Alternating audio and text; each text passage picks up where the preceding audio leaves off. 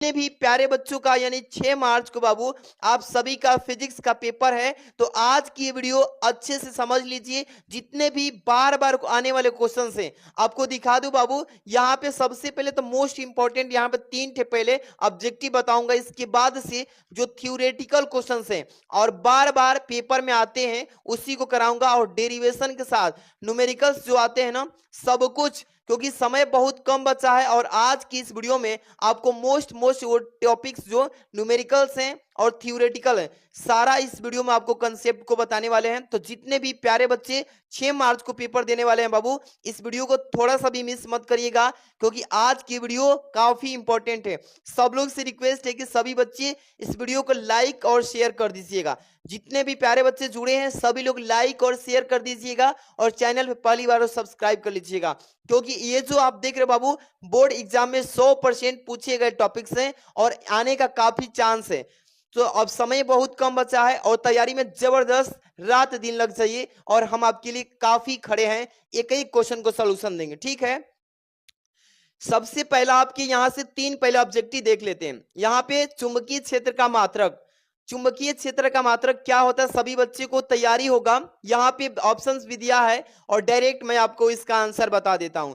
चुंबकीय क्षेत्र का मात्रक क्या होता है, न्यूटन इंटू, या इसको बोल सकते हैं newton into metre inverse into ampere inverse, इस तरीके से। और यही होता है प्यारे बच्चों, याद रखिएगा कि चुंबकीय क्षेत्र का जो मात्रक होता है इसको 2 तरीके से पढ़ सकते हो, न्यूटन प्रति मीटर प्रति इंटू एम्पियर, इस तरीके से, या इसको इस तरीके से भी पढ़ सकते हो, newton into metre inverse into ampere inverse, ठीक है। और यही इसका आंसर हो जाएगा।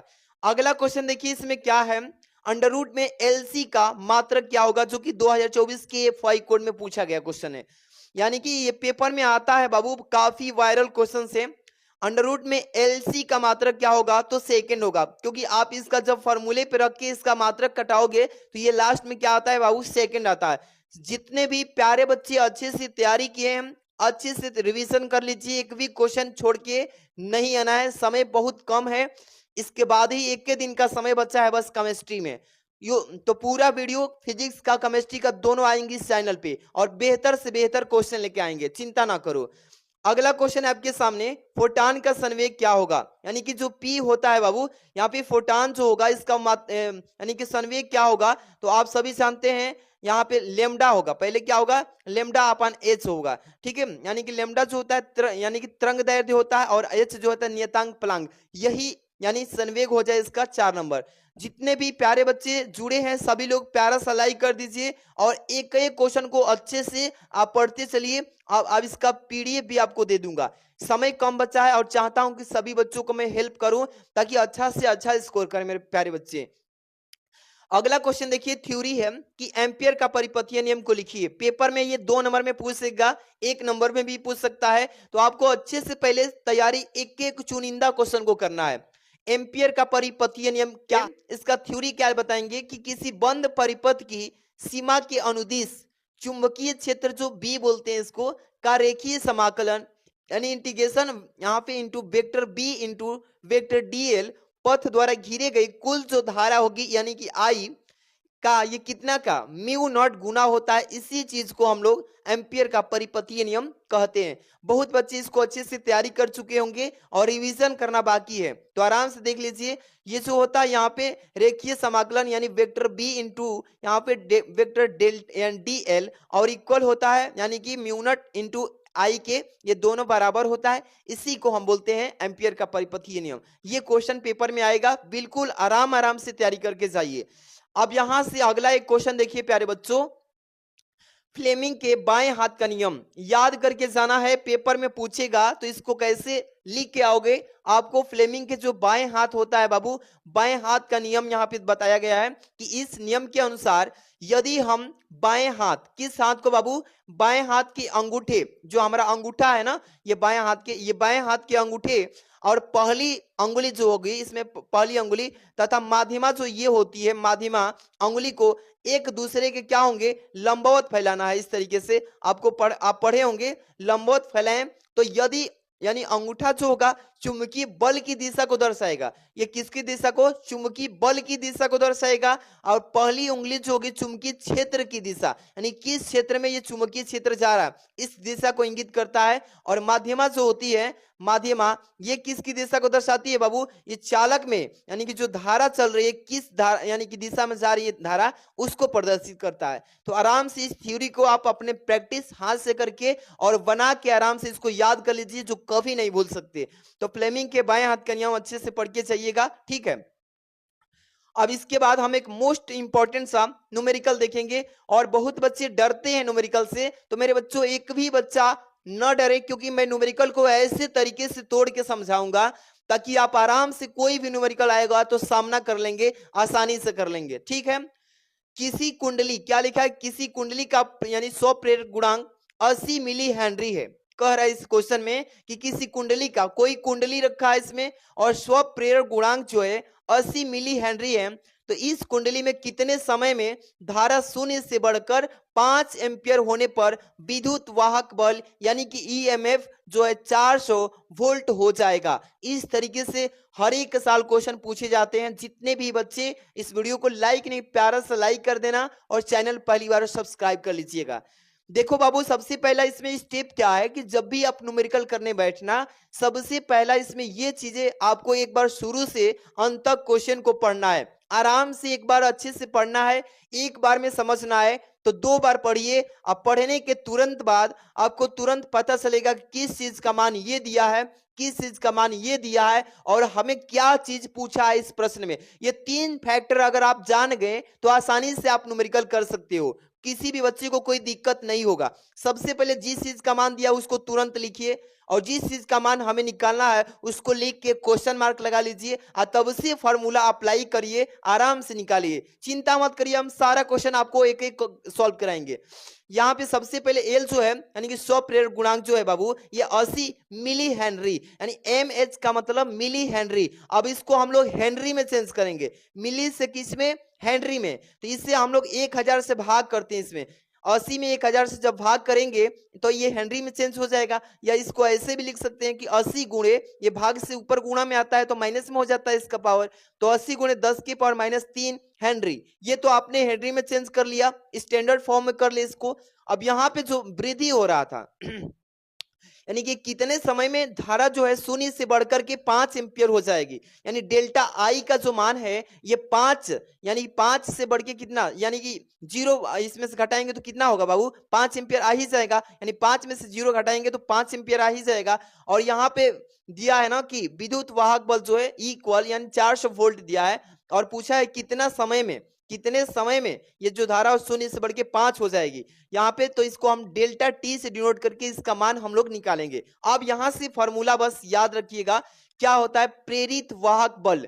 क्या होता है प्यारे बच्चों? प्रेरित वाहक बल यानी ई इक्वल माइनस में एल डेल्टा आई बटा डेल्टा टी होता है। सभी बच्चे इस फार्मूले को याद रखिएगा। प्रेरित विद्युत वाहक यानी प्रेरित वाहक बल का होता है माइनस में L delta I by delta T. अब इसमें मान को पुट करेंगे प्यारे बच्चों, यानी डेल्टा टी का हमें मान निकालना है, क्योंकि जो इसमें अल्प समय जो इसमें लग रहा है कितने समय में, उसी को निकालना है। अब यहां से आप सूत्र बना ही लेंगे, तिर्यक गुणा क्रॉस मल्टीप्लाई जानते हैं ना, तो यहां से डेल्टा टी बराबर यहां पे हो जाएगा अब यहाँ पे मान रखेंगे, एल का मान जो है 80 रख लेंगे। क्या रखेंगे? 80 गुणे 10 की पावर -3 और ये जो है आपका 5 हो जाएगा डेल्टा आई का मान यहाँ से। और ये जो है बट्टा में क्या हो जाएगा बाबू? यहाँ से ई का मान कितना रखोगे? 400। 400 यहाँ से कैंसिल करके कैंसिल आउट करोगे आराम से। यहाँ पे 10 के पावर कितना बचेगा? केवल -3 सेकेंड। आप देखिए कैसे बाबू, 1 0 से तो 1 0 ये कट गया। अब ये कितना बचा है बाबू? ये 8 5 40, 5 बार ये आया, 5 से 5 को कटा लिए तो केवल 10 की पावर -3 ही ना बचा, इसलिए सेकंड में हो जाएगा यानी टी का मात्रक। कोई दिक्कत किसी बच्चे को, कोई भी दिक्कत हो प्यारे बच्चों तो आप कमेंट करना, हम आपको सारा क्वेश्चन का सही तरीका से बताने की कोशिश करेंगे। और पेपर में छाप के आइएगा, हम न्यूमेरिकल बताएंगे, आप छाप के आइएगा। चलिए, गॉस का नियम पेपर में पूछता है हर एक साल कि गॉस के नियम को उल्लेख कीजिए। इसके नियम के बारे में आप क्या जानते हैं बताइए। तो सबसे पहले गॉस का नियम कि इस नियम के अनुसार किसी बंद पृष्ठ से गुजरने वाला कुल वैद्युत फ्लक्स जो होता है इसको हम लोग फाई ई से डिनोट करते हैं। प्यारे बच्चों, वैद्युत फ्लक्स को किस से? तो फाई ई से सर। और उस पृष्ठ के भीतर यानी स्थित कुल जो चार्ज होगा, यानी कह ले तो आवेश, ये क्यू का क्या होता है? 1/एप्सिलॉन नॉट गुना होता है। क्या होता है प्यारे बच्चों? 1/एप्सिलॉन नॉट गुना होता है। इसी को हम लोग गॉस का नियम कहते हैं। किसी बच्चे को कोई दिक्कत नहीं सर? आगे अब इसके बारे में थोड़ा सा हम लोग डिस्कस कर लेते हैं। अर्थात कहें तो इसको लिख सकते हैं कि phi equal Q upon epsilon naught होता है। अब एप्सिलॉन नॉट क्या है प्यारे बच्चों? तो एप्सिलॉन नॉट का यहाँ पे बता देंगे कि निर्वात की विद्युतशीलता होती है सर। तो आप आराम से ऐसे लिख लोगे सभी बच्चे, कोई किसी को दिक्कत किसी इस टॉपिक में नहीं? तो प्यारा सा लाइक कर देना, चैनल पे पहली बार हो सब्सक्राइब करके और जुड़े रहना। अगला क्वेश्चन प्यारे बच्चों इसका देखिएगा कि एक अल्फा कण, एक क्या है प्यारे बच्चों? एक अल्फा कण है और 15 × 10⁴ न्यूटन प्रति कूलम वैद्युत क्षेत्र में स्थित उस पर लगने वाला जो फोर्स होगा उस फोर्स को हमें फाइंड आउट करना है, यानी कि गणना करना है। तो मैंने बहुत बार सिखाया है कि जिस चीज का मान दिया उसको पहले लिख लीजिए, क्या चीज निकालना उसके फॉर्मूले के अकॉर्डिंग चलिए और सोल्यूशन स्टार्ट करेंगे। अब इसमें मेन चीज ये होता है कि जब भी मान आप देखिएगा कि स्टैंडर्ड फॉर्म में दिया है कि नहीं। अगर स्टैंडर्ड फॉर्म में नहीं दिया उसके यूनिट, तो आप स्टैंडर्ड यूनिट में पहले चेंज करेंगे तब फॉर्मूला लगाएंगे, नहीं तो ये गलत हो जाएगा। ठीक है, ये बात आप ध्यान रखिएगा। सबसे पहले अल्फा कण पे आवेश दिया है, कितना है? Q इक्वल, यानी कि यहाँ पे सबसे पहले ये दिया नहीं है, यहाँ होता है Q इक्वल 2E। अब यहाँ पे देखिए 2E जो होता है ये कितने के बराबर होता है? +3.2 × 10⁻⁻19 कूलम ये आवेश के रूप में होता है। और वैद्युत क्षेत्र में E बराबर कितना दिया? ये वाला है ना अल्फा कण पे, ये जो चार्ज दिया यहाँ पे वैद्युत क्षेत्र में स्थित है, तो 15 × 10⁴ न्यूटन प्रति कूलम के रूप में दिया है। अब हम लोग यहाँ पे अल्फा कण पे जो फोर्स लगेगा यानी बल लगेगा उसका सूत्र लगाएंगे। F बराबर QE होता है। Q क्या है बाबू? तो ये आपका आवेश है। E क्या है? वैद्युत क्षेत्र की यहाँ पे तीव्रता है। अब यहाँ से आराम से सॉल्व करेंगे कि यहाँ से मान रखिए ये वाला यहाँ पे क्या रखेंगे बाबू? यहाँ पे ये वाला सीधे मान रख देंगे, तो 3.2 × 10⁻⁻19 और ये जो आपका E है, ये E का मान 15 × 10⁴। अब इसको सॉल्यूशन करना है, बस आपको थोड़ा सा मेहनत करना है कि कैलकुलेशन तगड़ा तरीके से करना है, यानी जल्दी से करना है, मतलब एकदम गलती नहीं करना है। यहाँ से 3.2 में 15 से गुणा करेंगे तो प्यारे बच्चों आप देख लीजिएगा 48.0 आएगा। अब गुणे 10⁻15 हो जाएगा। अब इसके एक पॉइंट को आगे लेके चलेंगे प्यारे बच्चों, तो इसमें से पावर घट जाता है, तो ये 4.8 × 10⁻15 था, तो कितना हो गया? 14 हो गया। ये न्यूटन में। बल का मात्रा क्या होता है प्यारे बच्चों? याद रखिएगा न्यूटन होता है सर। क्या होता है? न्यूटन होता है सर। इस तरीके से सारे टॉपिक्स को तैयार करके जाना है। अगला आपका वायरल क्वेश्चन ये है कि आप देख लीजिए पेपर में कैसे फोड़ के आएंगे कि वैद्युत क्षेत्र यानी वेक्टर E इक्वल, यानी कि यहाँ पे दिया है ब्रैकेट में कि 3I cap plus 4J cap यहाँ पे, और इनटू यहाँ पे इसका मात्रक दिया न्यूटन प्रति कूलम। एक तल के पृष्ठ जो क्षेत्रफल है यानी एरिया है वेक्टर A इक्वल, यानी कि 10I कैप दिया है। कितना दिया है प्यारे बच्चों? 10I cap. इसका मात्रक एरिया का मीटर स्क्वायर होता है ना? बिल्कुल सर। अब यहां से इसका निकाल लीजिए यानी कितने से गुजरने वाला, तो वैद्युत फ्लक्स निकालना है। वैद्युत फ्लक्स यानी फाई ई निकालिएगा। अब चलिए इसको सूत्र के अकॉर्डिंग रखते हैं। सबसे पहले क्या क्या दिया है सर इसमें? तो वेक्टर ई का मान सर इतना दिया है, तो हमने वेक्टर ई का मान 3I cap plus 4J cap लिख लिया सर। और एरिया दिया इसका पृष्ठ का, तो यहाँ पे वेक्टर ए को लिखेंगे 10I कैप। अब यहां से इसका यानी कि वैद्युत फ्लक्स निकालेंगे सर, तो फाई इक्वल होता है सूत्र कि vector E into vector A होता है। बस इस दोनों में गुणा करा लेते हैं। अब सिंपल तरीका क्या है गुणा कराने का कि सेम राशि से सेम राशि का होता है और विपरीत राशि से जब गुणा होता है उसका मान 0 हो जाता है। ये याद रखना प्यारे बच्चों। तो यहाँ पे क्या होगा सर कि 3I cap plus 4J cap में अगर गुणा कराएंगे 10I कैप से, तो 3I और 10I से गुणा करेंगे, 3 दहिया का कितना होगा सर? तो 3 दहिया का 30। अब बस 30 हो जाएगा, इसमें करेंगे तो ये 0 हो जाएगा, क्योंकि सेम यहाँ पे मतलब कि राशि नहीं है इसलिए इसका मान 0।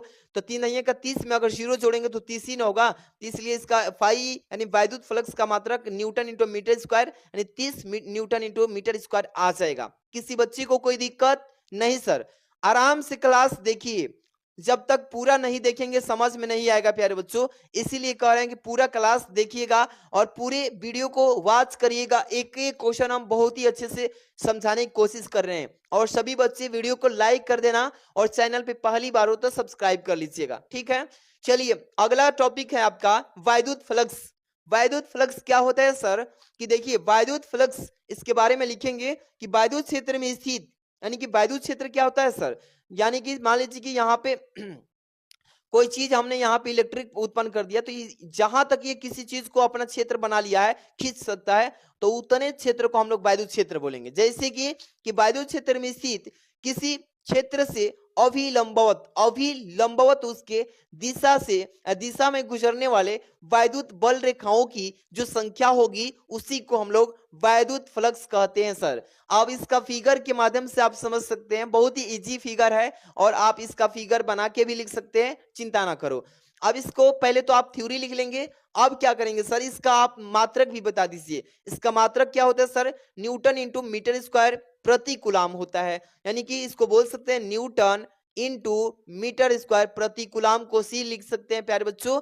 अथवा एक और मात्रक होता है sir, volt into metre, V से वोल्ट इंटू एम से मीटर। इस तरीके से आप दोनों मात्रक याद रखिएगा, क्योंकि ऑब्जेक्टिव में इसको पूछ सकता है, तो आराम से याद रखना।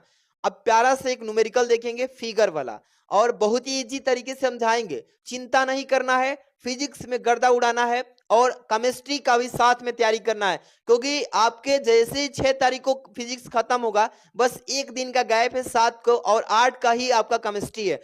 तो साथ में फिजिक्स के साथ में जबरदस्त मेहनत करना पड़ेगा, और मैं आपके साथ हूं, सारा वीडियो लाऊंगा। तो आप लोग चैनल को सब्सक्राइब करके जुड़े रहना, ठीक है। चलिए यहां से क्वेश्चन देखेंगे कि दिए गए परिपथ में धारा का मान जो होगा ये क्या होगा। ये आप पहले प्यारे बच्चों इस परिपथ को समझ लो। परिपथ अगर समझ में आ गया तो आप फॉर्मूले को लगा के आराम से निकाल सकते हो।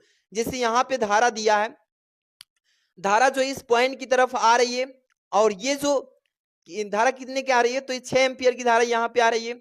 ये जो धारा है पॉइंट से बाहर निकल रही है 10 एम्पियर की, और ये जो धारा आ रही है कितने एम्पियर की, 3 एम्पियर की, पॉइंट की तरफ आ रही है। और ये जो है 3 एम्पियर की धारा बाहर जा रही है।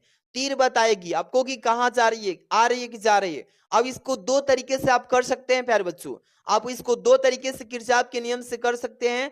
सबसे पहले इसको आपने देख लिया कौन कौन सी धारा कितने की है और कहाँ जा रही है, बाहर जा रही है कि अंदर आ रही है। अब इसको कैसे करोगे देख लो। यहां से किरचॉफ का नियम लगाएंगे। प्रथम नियम क्या होता है किरचॉफ का प्रथम नियम प्यारे बच्चों? इसमें कि जो भी धाराएं आ रही हैं उसको एक साथ जोड़ेंगे। जितनी भी धाराएं बिंदु की तरफ आ रही हैं उनको एक साथ जोड़ेंगे, और जितनी भी धाराएं बिंदु से बाहर की तरफ जा रही हैं उसको एक साइड जोड़ेंगे, और दोनों की तुलना यानी बराबर के रूप में कर देंगे, आ जाएगा आराम से। देखो जैसे कि आई जो धारा है ये आ रही है ना, तीर बता रही है कि आ रही है पॉइंट की तरफ, तो इसको प्लस करेंगे। और 6 एम्पियर की धारा भी आ रही है पॉइंट की तरफ, इसको भी प्लस करेंगे। और माइनस क्या कर देंगे सर इसमें से, तो 3 एम्पियर की धारा बाहर जा रही है ना, तो माइनस लगाएंगे। फिर प्लस क्या करेंगे कि 3 एम्पियर की धारा जो है इसमें जा रही है अंदर पॉइंट की तरफ, तो प्लस करेंगे। और माइनस में ये मतलब कि 10 एम्पियर की धारा जा रही है, तो माइनस 10 एम्पियर, अब बराबर कर लेंगे 0, ठीक है। अब आइएगा यहाँ पे सारा चीज कर लेंगे। वही चीज मैंने लिखा है कि आई प्लस 6 एम्पियर मतलब आ रही है, माइनस 3 एम्पियर की जा रही है, ये प्लस 3 एम्पियर की, फिर ये पॉइंट की तरफ बढ़ रही है, और माइनस में ये घट जाएगा, 10 एम्पियर जा रहा है। अब इसको जोड़ेंगे तो क्या होगा प्यारे बच्चों, इसमें से कट जाएगा, ये तो कट ही जाएगा प्लस माइनस के अकॉर्डिंग। और ये 6 प्लस में है और ये माइनस में 10 है, तो माइनस 4 हो जाएगा, आई या माइनस 4 हो जाएगा। अब इसको हम लोग दोनों को साइड करेंगे, आई बराबर ये इधर भेजेंगे बराबर के, तो प्लस में 4 एम्पियर। इस तरीके से आप आराम से कर लेंगे। कोई डाउट है किसी बच्चे को? कोई डाउट तो है नहीं ना बाबू? आराम से आज का ये सेशन सभी बच्चे देखेंगे, आराम से आपके लिए इतना मेहनत किए हैं ना, देख ही रहे हैं लिखने में कितना मेहनत लगता है। आप सबको मैं नोट्स भी दे दूंगा बाबू, टेलीग्राम से जुड़ जाना, डीके सर क्लासेस टेलीग्राम, ठीक है। चलिए अन्योन्य प्रेरक गुणांक, पेपर में पूछेगा कि अन्योन्य प्रेरक गुणांक को परिभाषित कीजिए, आप इसके बारे में क्या जानते हैं? तो लिखेंगे कि परस्पर समीप रखी हुई दो कुंडलियों के बीच अन्योन्य प्रेरक गुणांक द्वितीय कुंडली में यानी कि फ्लक्स ग्रंथियों की संख्या के बराबर होता है, जिसकी प्रथम कुंडली में एकांक जो इसमें करंट फॉलो होगी उसी को हम लोग अन्योन प्रेरण गुणांक कहते हैं। क्या कहते हैं? अन्योन प्रेरण गुणांक कहते हैं। इसको अच्छे से पढ़ लीजिएगा, आपका ज्यादा थ्योरी में टेंशन नहीं रहेगा। मैं कल एक वीडियो लाऊंगा इसी चैनल पे कि फिजिक्स में अगर कोई दिक्कत हो, आपको क्वेश्चन छोड़ के नहीं आना, उस पर आप कैसे अच्छा स्कोर कर सकते हो, पास होने के लिए मैं वीडियो बनाऊंगा ट्रिक्स। ठीक है, चिंता ना करो। अगला है इसमें लेंस का नियम। लेंस के नियम के बारे में पूछा इसमें।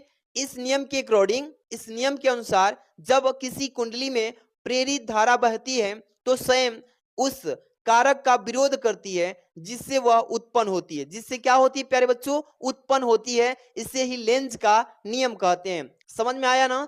ऐसा ही क्वेश्चन आएगा और ये इंपॉर्टेंट क्वेश्चन आपको दे रहे हैं। कहीं नहीं मिलेगा ऐसा आपको हाथ से लिखा हुआ एक एक टॉपिक, एक एक न्यूमेरिकल, एक एक डेरिवेशन। तो आराम से इस क्लास को मिस नहीं करना है, लाइक दबा के कर देना है सभी बच्चों, और शेयर कर दीजिएगा। चैनल पे नए हैं सब्सक्राइब कर लेना। ठीक है, यहाँ से विद्युत चुम्बकीय प्रेरण, यह जो होता है विद्युत चुम्बकीय प्रेरण क्या होता है, इसको पेपर में कैसे पूछेगा सर कि विद्युत चुम्बकीय प्रेरण को परिभाषित कीजिए। क्या करिए? परिभाषित कीजिए। इसके बारे में क्या जानते हैं आप?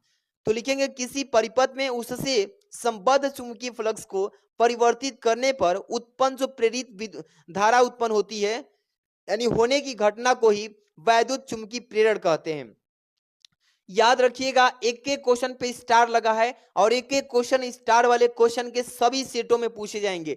तो कोई भी बच्चा इस सेट को मिस नहीं करेगा, सभी सेट में आएंगे। अगला क्वेश्चन इस टाइप से पूछेगा कि प्रत्यावर्ती धारा में प्रयुक्त एमीटर, एमीटर धारा के किस को व्यक्त करता है भाई? तो जो कोई परिपथ है इसे खींच दिया जाता है। ध्यान से मेरी बात को समझिए।